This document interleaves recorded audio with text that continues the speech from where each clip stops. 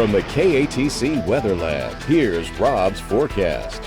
Welcome back. Well, another day where we are struggling with those summer temperatures, and we have 5 more to get through, but the countdown is on. In 6 days, a cool front gets here, and we'll really feel it come a week from today, with temperatures maybe daytime highs in the 70s and overnight lows could be heading down into the upper 50s. More on that in just a bit. First off, let's go outside, and our videographer Justin Terrell getting our weather shot. Some of the leaves are turning brown, and we're starting to lose some daylight, so the photosynthesis process is beginning to change on the trees, but the heat has stayed on. We've been a little bit dry too over the last couple of weeks, but that will change. Hopefully some scattered showers on Monday with that frontal boundary, and then cooler temperatures, so it will start feeling a little bit more like October. Today, lower 90s again, feeling like August. So let's kick it upstairs. Look at the upper level pattern. We have this ridge of high pressure aloft really dominating the southeast,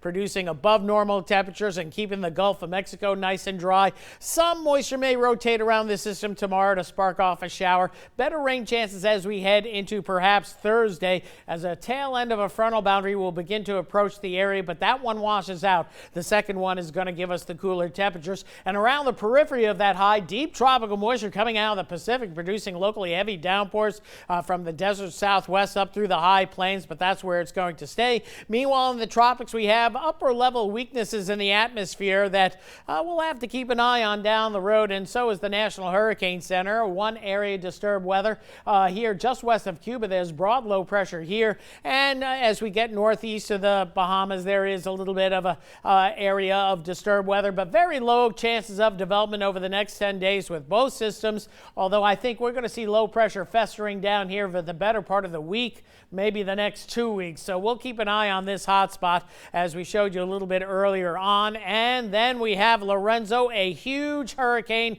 still with 100-mile-an-hour winds. And this storm has been so big and has lasted long enough that swells are affecting the entire Atlantic basin from Africa to Europe, down to the East Coast and the Caribbean, and also contributing to some of the king tides that are ongoing across South Florida right now. It's going to be a Category 1 storm as it goes through tomorrow morning, but hurricane conditions likely for a good part of the Azores, and big waves, anywhere between 40 to 50 foot significant waves, and some 90 to 100 footers have been associated with this system. So huge waves out there with that storm. So here we go with the European model. There's that frontal boundary I mentioned as we head into Friday. That washes out, but could create a 20% chance of a few showers Thursday into Friday, especially central Louisiana on northward. A weak area of low pressure gets going in the Gulf of Mexico or the southern Gulf, but here comes our frontal boundary. So still hot through Sunday, but Monday that front arrives, creating scattered showers and storms,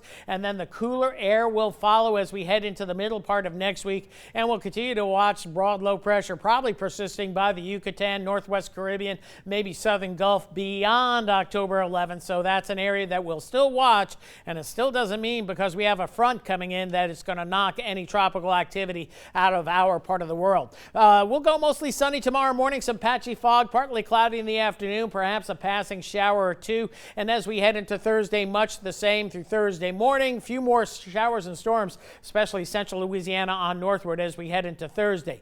Temperature-wise tonight, lower 70s your low. Tomorrow, lower 90s the high. That heat index once again right near 100 degrees, so still staying summer-like, and we got 5 more days on it there, but the second half of that 10-day forecast looking much better, with daytime highs pushing down into the upper 70s to lower 80s, overnight lows upper 50s to lower 60s, and those numbers are going to get adjusted as we get a little bit closer, especially rain chances on Monday and then the temperatures thereafter. But finally, a couple of days where you can open up the windows at the house. Some fresh air. We haven't been able to do for months. Looking forward to that for sure. Exactly. Thanks, Rob.